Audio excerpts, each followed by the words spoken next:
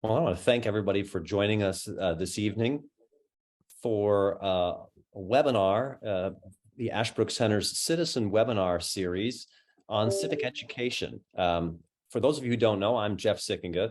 I'm the Executive Director of the Ashbrook Center. And those of you who may not know the Ashbrook Center, we're an educational center located at Ashland University in Ohio.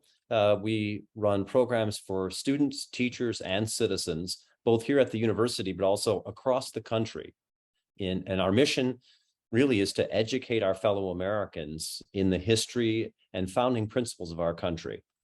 And as an educational center, we really strongly believe that education is not about indoctrination, and not even really about information, but about discovering the truth for yourself. We try to root all our programs in Aristotle's old dictum that all human beings by nature desire to know. And then we add, but they don't want to be told. They want to discover it for themselves. So, and we found the best way to discover for yourself is through conversation. So we want to have a conversation this evening about the state of civic education in America as students are going back to school. What are they learning about America? What should they be learning about our country? Join in that conversation this evening. Please feel free. Join us through the Q&A function. You'll see it there on your screen. Delighted to have folks post questions. We'll try to get to as many of those as possible. And for our conversation this evening, I'm delighted and honored to be joined by Professor Wilfred McClay. Bill is the Victor Davis Hanson Chair in Classical History and Western Civilization at Hillsdale College. Before his current appointment, he was professor of history at the University of Tennessee at Chattanooga and the University of Oklahoma, and also has been the Ronald Reagan Professor of Public Policy at Pepperdine University in Malibu, California. He received his bachelor's from St. John's College and his PhD from Johns Hopkins University. Bill is a terrific teacher, a terrific scholar, also a widely published author. Many of you may know his books. There are a lot of them, but just a few that stand out to me in looking at his long list of impressive works. The Masterless, Self and Society in Modern America, which won prizes in American history and intellectual history. A Student's Guide to U.S. History published by the Intercollegiate Studies Institute, and also most recently, and perhaps most famously of his recent works, Land of Hope, An Invitation to the Great American Story, which I just have to recommend to all of our listeners out there. It is a terrific, terrific work and a great service to the country and to the American tradition. Besides being a scholar and a teacher and a professor, Bill is also a member of many boards, engaged civically and publicly. He has been past president recently of the Philadelphia Society, terrific organization, and also on the board of directors of the Ethics and Public Policy Center in Washington, D.C. And we at Ashbrook are really honored to have Professor McClay serve on Ashbrook's National Advisory Board on Civic Education. And it was actually in that capacity that he very graciously allowed us to republish an essay by him entitled Civic Education Rightly Understood. So it's a real honor to have an expert in civic education and in the education in the meaning of America, Professor Bill McClay. Thanks for joining us. It's my pleasure, and I hope you don't hear dogs barking in the background. I'm babysitting 3 dogs at the moment, so well, thank you. We may have to get up and admonish them, but a lot of good that will do. They need some civic education. That's right.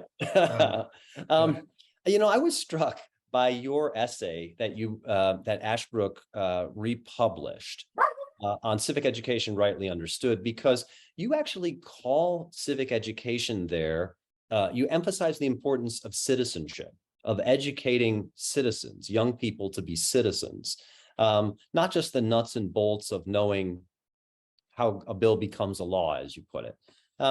But, a line that struck me, and I'd just like your take on this, help our listeners understand this a little bit more, especially those who may have read the essay already, You actually argue that civic education, and I'll quote you here, is as much a task of the heart as it is of the head. And in fact, you even call it an education in love. Now, that's not how most people think of their high school civics classes. What do you mean by that? Well, an important part of educating young people about what it means to be an American, or really the citizen of any political entity, but particularly we're talking about America, and we're concerned with America, and with this quality of American citizenship that is open to dissent and to making up our own minds about things, Jeff, as you were so nicely putting it in the introduction. So we have to form young people in a way that they understand that dissent or disagreement or criticism, maybe let's use that word, and love go together. That to love your country is not to be uncritical of your country. To be critical of your country is not to fail to love it. That those two things go together, and then in fact a proper critical view of your country goes hand in hand with the love of it. And it's really likely that when it's detached from love, when there's simply a kind of icy, detached attitude, that you're going to make wrong judgments about the country to which you are connected, whether by birth or by naturalization. It is a part of us, particularly those of us who are born in the United States. It's something that comes to us, so to speak, with our mother's milk, but that to be worthy of that citizenship, to have the right understanding of patriotism, of patriotic sentiment, is not an instinctive thing. It's something that has to be educated. It has to be refined. It can't just be a sort of gut level, visceral, Yahoo kind of response. That's not enough to be a good citizen of the United States of America. And I have to say, one of the things that goes with this is thinking, again, this is just as unpopular as saying it's an education in love, is that civic education is a kind of moral formation. I think we have shrunk from that idea that there's a formative dimension in civic education. It's not enough to instruct young people in how the system works, how a bill becomes a law, what our rights are, blah, blah, blah. I mean, all those things are important. But one of the things we see today is that even in very well-educated young people, the graduates of Ivy League colleges, there's an absence of a certain kind of formation of the soul that it accepts and understands and revels in the fact that we are a country, we are a culture that engages in dialogue, in polemic, in dissent, in argument, in deliberation. And we're deliberative, or in our best, we should be a deliberative democracy. But to be a deliberative democracy, to have citizens who can talk to one another and listen to one another and understand the role of ideas, the right of ideas to exist that are very different from the ideas that one may hold oneself. This is a kind of discipline of the soul, isn't it? I mean, if you think about it, it's an education in a certain kind of deep regard for the opinions of others, and a reluctance, really a forbearing from feeling that the only way to have things right is if everybody agrees, or anybody who disagrees just shuts up. We've had experiences in our history of the right doing that to the rest of the country. Now we're having the left do it, I think, for the most part. Same problem. It's a very difficult thing to educate people to a society in which there's a give and take, in dialogue and discussion, and a recognition that in the end, uh, once the matter is settled, we go on and peacefully. We don't endlessly litigate or issues. We find a stopping point, and then we go on, and maybe we litigate them again in other ways, but we don't just kind of keep chewing on the same bone. That is something that I think we're losing. I think we're losing the idea that those who don't agree with us have a point of view that deserves our respect and it deserves our listening. Fascinating. I mean, really, that's interesting what you say. Civic education sometimes is thought of as just boosterism, just the love part, just blind love, uncritical love, seeing everything as perfect in that, sort of romantic way. But then the other part is criticism, right? That sometimes civic education is in many ways nothing but criticism. And the way that you actually put it in your essay, I think you call it, students are being taught the inglorious story. Yes, right. What do you mean? What do you mean by that? Well, yeah, simply that it's, I just finished doing an online course with a colleague here at Hillsdale, and it was very interesting. We did a sort of spontaneous summing up discussion, and my colleague felt it really necessary in a way that I found kind of jarring to say at the end, well, of course, we've committed horrible crimes and sins and this and that, but we're in the end, we're really not so bad. And not that I actually disagree with the content of that, but it was done in a way that struck me as, and I guess I'm criticizing my colleague here, and I don't really want to do that, but that it was done in a way that was sort of a reflex. We're developing a reflex that to apologize for our failings, which are many and genuine. It's the only way to avoid, for a nation state, to avoid those kinds of failures is to attempt nothing, or to attempt very little. And we've attempted much. We've been audacious as a country, and we've had many, many more successes than failures. The failures are particularly heinous because they go against our creedal assertions about what kind of people we are. And I think it's painful. I think we need to confront that. That needs to be part of civic education. But to ignore or give short shrift to the magnificence of our history, to the many astonishing things that we have done in particularly in the 20th century, I think, in the latter half of the 20th century, the Second World War being prime among them. And to fail to give credit to those things, to give emphasis to those things, is, I think, an even worse failing.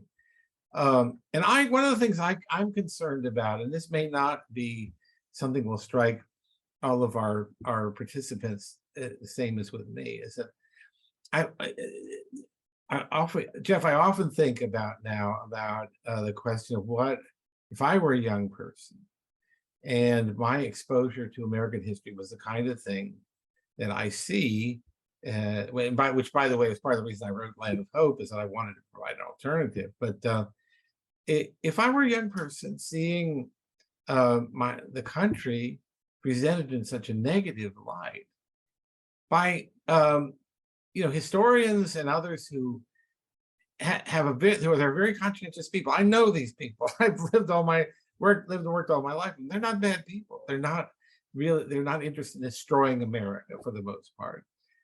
But I'll ask my colleagues and friends, what do you think the cumulative effect of a whole career and a whole department of history at your institution, not true at Hillsdale, by the way, but other places I have taught, it is true.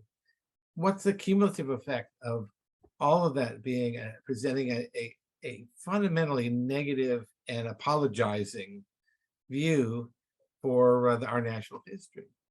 And you know what they all say? It's the same thing. They say, not my problem. not my department, not my job. My job is to follow the evidence, is to be critical, to use the best practices of the professional training that I received, and that is what is the mark of superior historiography. It's not a wrong answer, but I think it's very myopic. There's no there needs to be a kind of Hippocratic oath, I think, or something to the effect that of taking into account what the effect is going to be of all the debunking,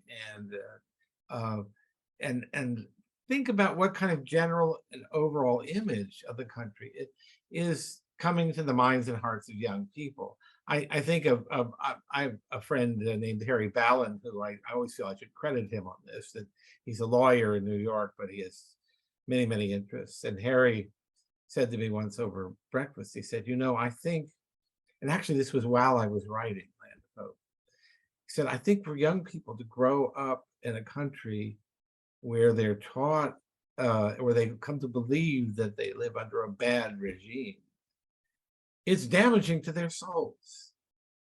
And at first I thought he was being kind of grandiose. Whenever people start talking about the soul, you do kind of want to sort of wait a minute.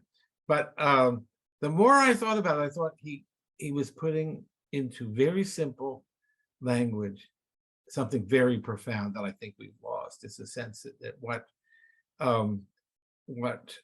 we teach is about the nature of the regime that they live under, the society they live in. Is it fundamentally bad? Is it fundamentally bad, or is it fundamentally good with bad aspects? And that's the kind of judgment that actually a young person does make. Is this fundamentally something that I cannot trust, I cannot pledge my allegiance to, that I want as much as possible to see myself as being apart from, detached from, alienated from even? And or do I want to take up the challenge of membership in this society, of a full membership in it, and of doing all that I can, both by way of assimilating what is known about the past, and taking that heritage as my task for my own life, to take what I've inherited and make it better. That's the way to go. That's I think a part of civic education, as much as teaching people about the electoral process, the difference between the three branches of government, etc. All the things you think of when you think of civics. I think those have to be done. I think a modicum of American history has to be taught. It's very important. I think you can teach the principles, and now I'm going to sound like a historian here, but I think you can teach the principles of separation of powers, checks and balances, and all that. But if you look at the historical evolution through, let's say, the 17th century and English/British political evolution, you begin to see why those kind of safeguards are important. We're living through a time now in which leading scholars, two guys from Yale and Harvard Law School, published an article in the New York Times saying we ought to junk the Constitution. I think this is a very short-sighted view, an ill-informed view. It's very presentist, to use a term that people like to use. It's very present-minded. We don't like the Supreme Court decision. We don't like the Electoral College because it keeps electing the wrong people. Therefore, we're going to, simply eviscerate the Constitution. There's all sorts of examples of constitutional amendments that the people, who pressed those, the limitation of the president to 2 terms. The Republicans might have liked to have had that one back in the Reagan administration, but that's one of the reasons you don't tinker lightly with the Constitution, is that Right. you think through what are the general effects, not just what you can get in the short run. So anyway, I think that the I would just say finally that I think actually a certain reverence for the Constitution, getting back to the issue of love, is requisite. Madison thought this. And Jefferson, of course, thought, yeah, you should change everything, have a revolution every 15 minutes and change the government every 20 years. And, all kinds of things he would say in his letters. Even Washington did not expect, George Washington did not expect the Constitution to last. To have it be around 230 plus years and counting would have astonished him. I think this is a great achievement, and not something to be taken lightly, because the principles animating the Constitution are sound as ever, particularly about the dangers of the concentration of power. But we see this all the time now. So you mentioned, though, thinking about, again, love on one side, criticism on the other, and putting them together in the right way, informing the hearts and minds of young people. Honest historians, your friends and colleagues in the history profession, who, as you say, might not be intending to destroy America, but they are they're not thinking about the effects of their continual merely critical approach to teaching young people. But then what about others? Take, for example, probably the most obvious public, immediately today important example of that kind of critical approach to America, the 1619 Project. Would you consider that also honest history? Or is something no, and look, I don't know any respectable historian who would defend the 1619 Project as good history. Maybe there is one, but certainly several of the people I most respect in the historical profession, none of whom are conservatives, immediately came out and said, this is outrageous. This is not, and some of the, I don't want to get into all the ways that this has been a kind of dishonest undertaking. They've even surreptitiously edited copy on the website, as Philip Magnus has found out through some amazing detective work. It's a journalistic project. That's the bottom line. Nicole Hannah-Jones, the mastermind behind this, I think, either her or Jake Silverstein of the New York Times, but she said as much. She said, we didn't really think of this as a revision of history. We thought of it as a way of saying, let's reimagine the narrative, the historical narrative.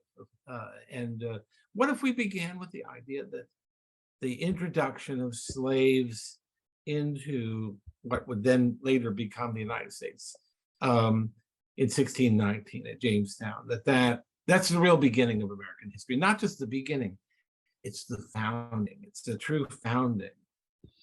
And that the foundation of American history is the oppression of slavery, of bondage, of chattel slavery. It's an audacious thing, and not in a good way. I think it's been it's going to leave its mark for a long time. There's a lot of free materials that the Pulitzer Center people are putting out that reflect this perspective, and really they have not been answerable for it. I mean, one of the things we historians do, we don't do it as well as we used to, but we do at our conventions and other venues, we are forced to defend ourselves, to answer our critics. The Times have never done it. They've never condescended to do that. And I think it's pretty obvious why, that there's too much about the project that's indefensible. But let me defend one thing about it, okay? To surprise you. Yes. Well, I think the idea of having a commemoration, a recognition of the 400th anniversary of the year 1619, which is what this all happened in 2019. I don't think that was a bad idea, because I think of one of my favorite passages in W.E.B. Du Bois's Souls of Blackfoot, wonderful book that everyone should read. And the chapter on the sorrow songs, that is the spirituals, what we used to call the Negro spirituals in a previous, era. Nobody knows the trouble I've seen, Go Down Moses, etc. It's a wonderful treatment of them as an expression of the emotional and spiritual life of a captive people. And he sees it as a great contribution to American culture. He says at one point the following, what would America be without its African people? And he says, before the Mayflower arrived, we were here. And that's 1619 is 1 year before 1620. So yes, I think that's an important point that could have been the point made by the 1619 project. It could have said, look, Africans in America are not a sidebar. They're not just a kind of little fluky thing that happened on the side. They are part of American history and always have been from the start. David Hackett Fisher's just published this amazing book, African Founders, which I think makes something of the same point. It's going almost completely unnoticed. I'm going to do a review of it, and Alan Gelso's done a great review of it. And so we'll get some word out about it. But it's because nobody wants to hear it. Nobody wants to hear the atmosphere of 1619 is to accentuate the negative, to say anti-Black racism has been part of our national DNA from the beginning. I think there's a lot of evidence for the contrary proposition, that Africans in America have always been central to what America is. And yes, we could write our histories better if we did a better job of recognizing that and acknowledging it and making that a thematic aspect of what we do. I saw today that the College Board is going to do an advanced placement test now in African American history. And I have done nothing except read the New York Times' article about this, so I'm not particularly well informed, but I don't think this is a particularly good idea. I think it reinforces the sidebar, the idea that African American history is something apart from American history. And it's a close call, really. I can see the merit of it, but I also then can see the merit of any other large ethnic group. Say Catholic history, big. You could do a lot with that. Have an AP course in American Catholic history, but that's not going to happen. The political stars are not in alignment to do that. But I think that getting back to 1619, I think we could have.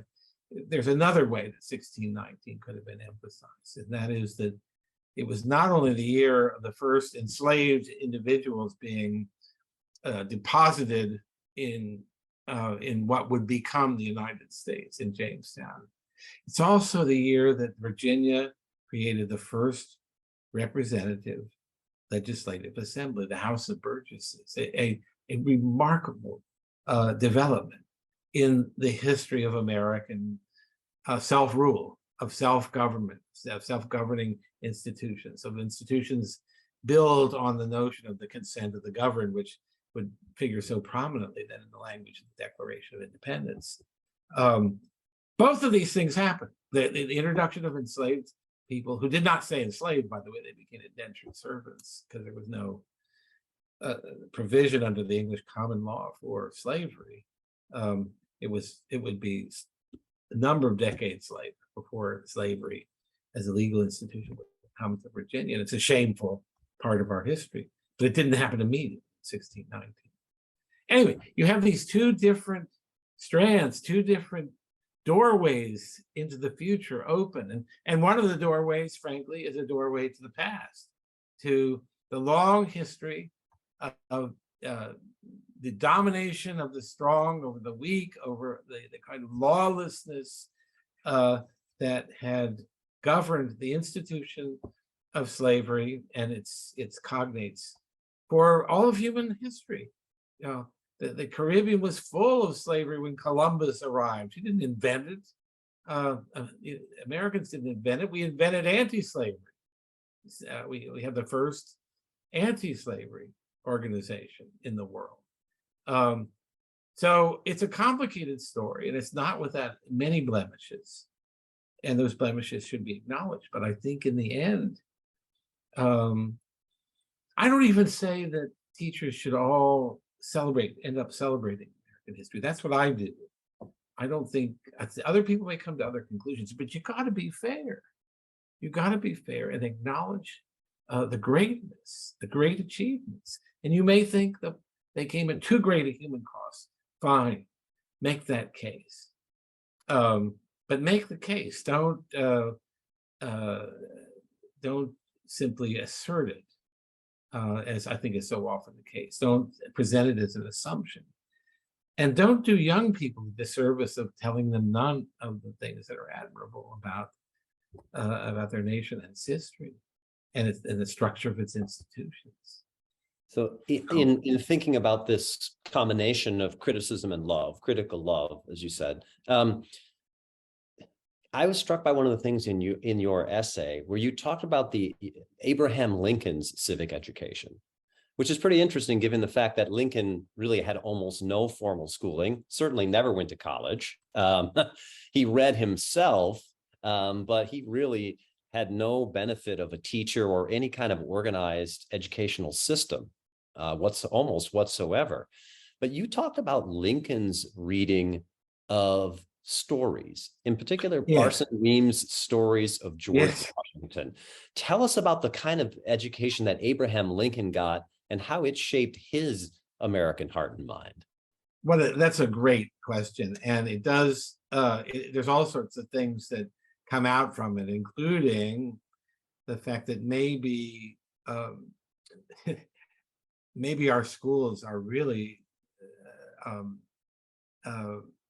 I won't say unnecessary, but they're definitely falling down on the job in comparison to a man like Abraham Lincoln, who admittedly was a little engine of ambition, as his law partner said. It was a extraordinarily driven man, but he had virtually no formal education, and he educated himself through his reading. He read everything he got his hands on.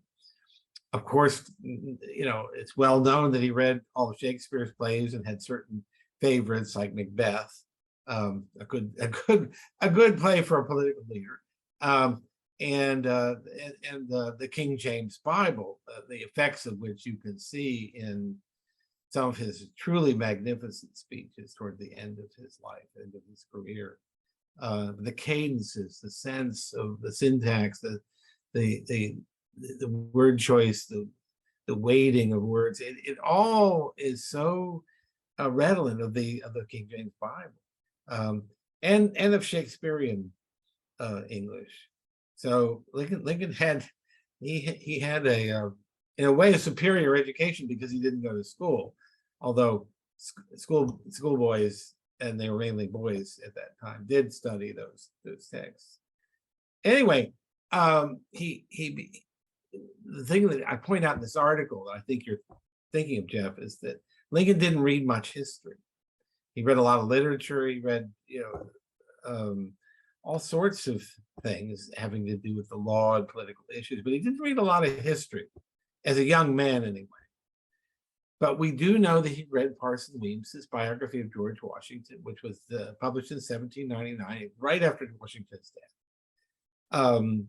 Is often the sort of the Platonic ideal in the mind of historians of a unreliable hagiographical work of history. And of course, the famous story about Washington chopping down the cherry tree and admitting to it because he could not lie, and a sign of his virtuousness, that he was honest. But there's more to the book than that. And Lincoln read it, he remembered it, and 40 years later, he's been elected president. He's not yet been inaugurated. He's traveling across the country from Springfield to Washington to accept his position. And he stops over in New Jersey, in Trenton, and gives a speech both to the lower and upper houses of the Trenton, of the New Jersey legislature. And the speech to the Senate is the one that I reference, because it's very short, a very short speech, but he says, I paraphrase here. I don't have Lincoln's gifts of diction.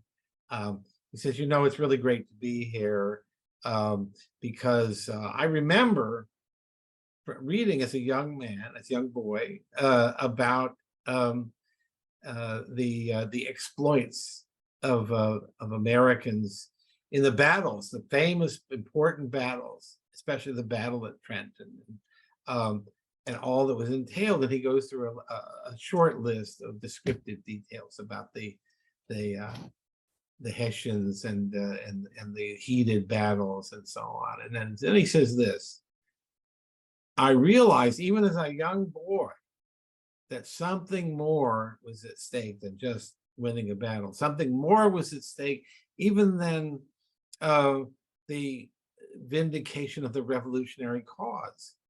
That it was something that would carry a meaning for all of humanity, for all time.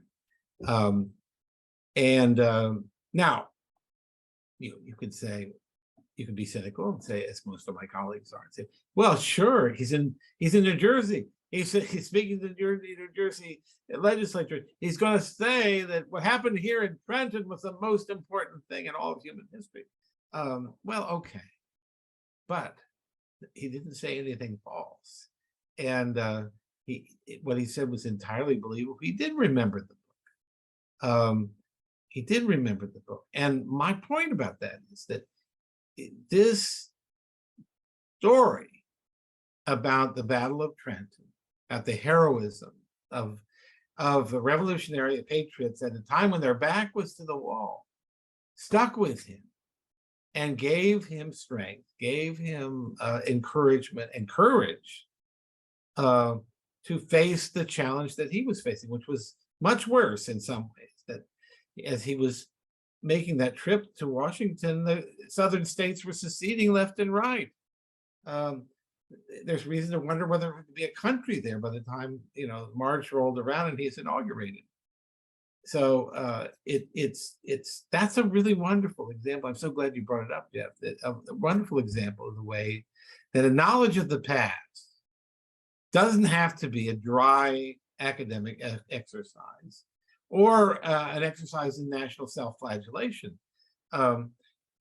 It also can be a source of strength, a source of insight, a source of wisdom, a source of energy and encouragement,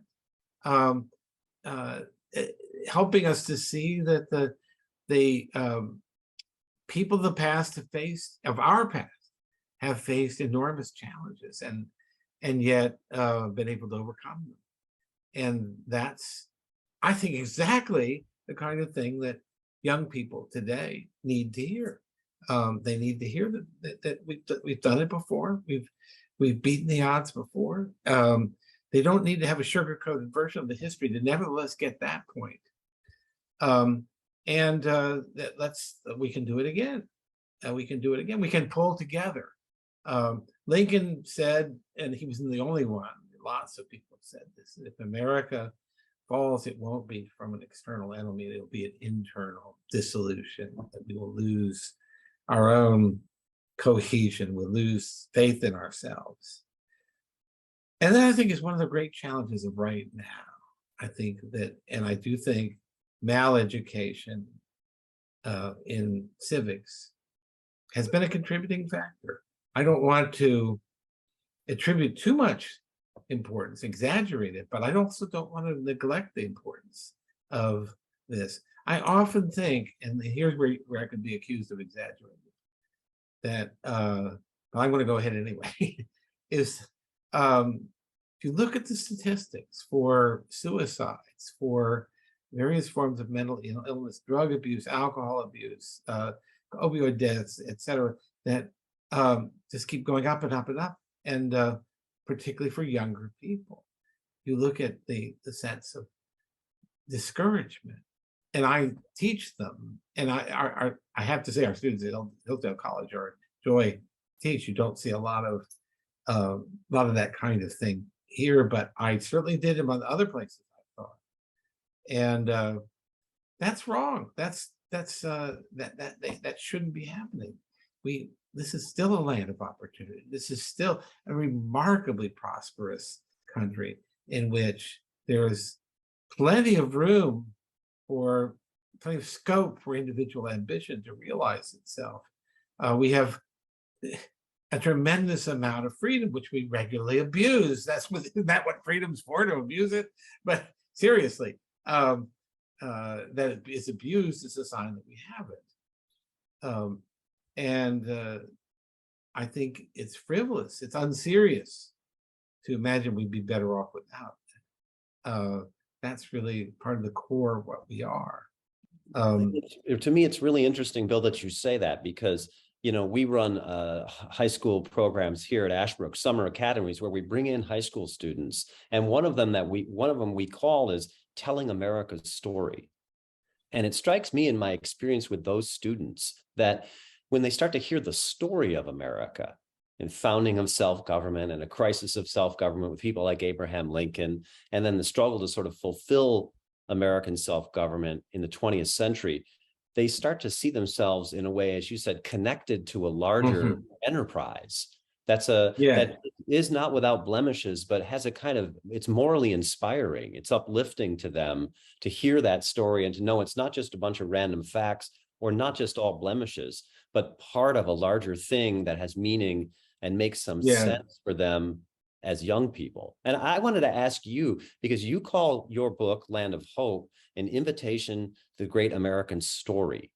Why do you think it's so important to teach civic education through story, the kind of stories that Lincoln learned when he read Parson Weems? Well, I think that stories are the way we explain the world to ourselves, ultimately. And the stories are, one of the great things about stories is they can carry a lot of details and a lot of complexity in them. You can tell a story that's a complicated story and yet a true story. But for example, just think of everyday speech. We say, you and I are together and we encounter a sort of odd person with odd opinions, and he walks away and you look at me and say, what's his story? Yeah, and it really does. That's right. Identity of this man, this peculiar man, there's an implication there that the only way to understand who he is going to be to tell his story, to tell a story about him. Well, he was, he's brought up this way, and he moved from here to there, and and it's fill in the details, but it's some way in which story and identity are joined. And I think it's important with America, because in America, here's another analogy I've used, is what people have, I'm on the semi-quincentennial commission of the government, and it's very difficult to get any progress because everybody wants to have only their side of things reflected. And I have appealed, I don't think with much success, to people on the commission saying, look, we should think of the 250th anniversary of the country as being something like a reunion of one of those huge families. The Smiths of the Southeast United States. They all gather at some place. There's like 1,000 of the 2,000. You know, it's a huge family. Most everybody knows, or at least knows of everybody else. They sort out. You know, the people who are, politics are different are over here and over here. The people who you know, went through the divorce or the separation or the family feud or whatever, that's all reflected.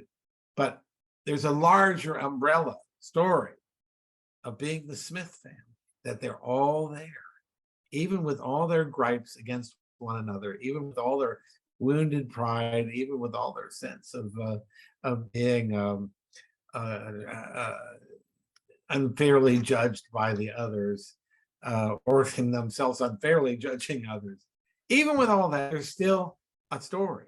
And I think that's an interesting way to think about the United States. We're kind of on a journey together through time.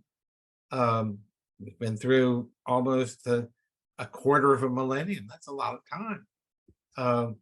And with the same Constitution most of that time. What are the commonalities that we have? That's one trend. I may be getting a little off the subject here, but the one trend in civic education has been to emphasize diversity. I've seen this. There's a state I won't name, but I'm evaluating their social studies standards, and it's just, there's no indication that we have anything in common other than this immense amount of diversity. And this is not only debilitating, it's wrong. It's simply wrong. Of course, we have much in common. We have this enormous amount in common.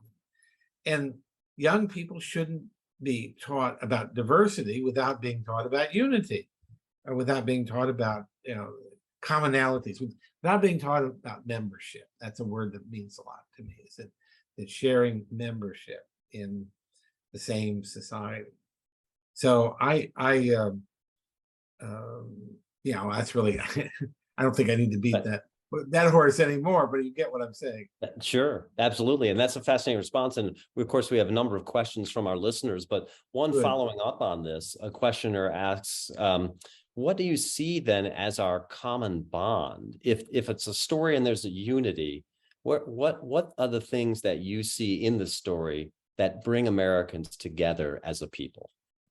Well, I don't want to be evasive in answering that question, but I want to point out that part of what the question is asking me to do is to extract from the story some propositional statement about the story, and which in a way is exactly what a story doesn't do. A story is not a propositional statement. The story, America is about freedom. Well, what does that mean? And, you know, and then we are often onto a series of propositional statements. But okay, having made that minor evasive tactic, I'll say that I think there are certain values that we share in common, and of course, one of them is our sense of the value of freedom. One of them is an high estimation of equality.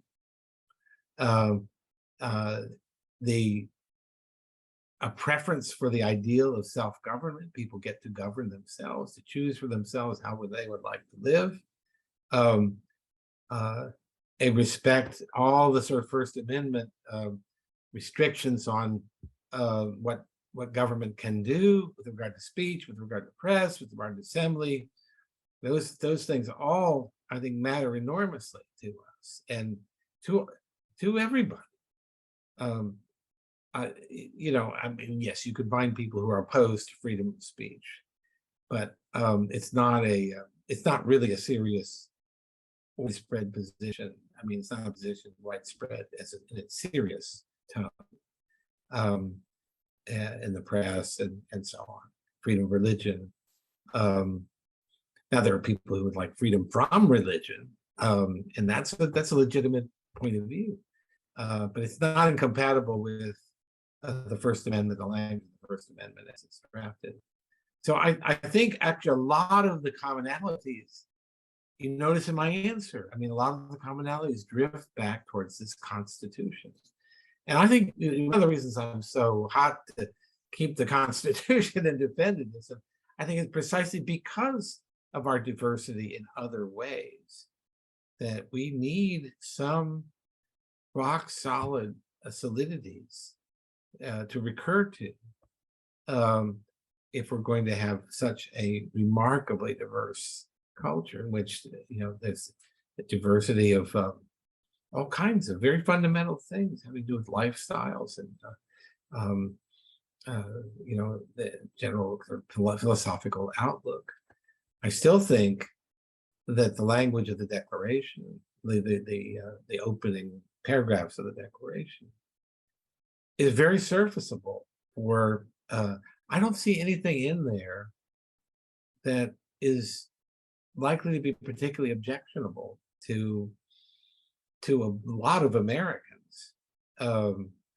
Maybe some, because there's always somebody who's going to object to anything, but not a widespread objection. I think I don't think this is as hard, as difficult as we sometimes make it. One of the best experiences I've ever had was I was a Fulbright professor in Italy for a year, and I remember having discussions with my students. I taught graduate students only, and they were Italians, as you may know, are still very regional in their mentality. People think of themselves as, you know, being from Genoa or Tuscany or whatever, and in fact, one class I was talking about, don't you think there's such a thing as Italian national character?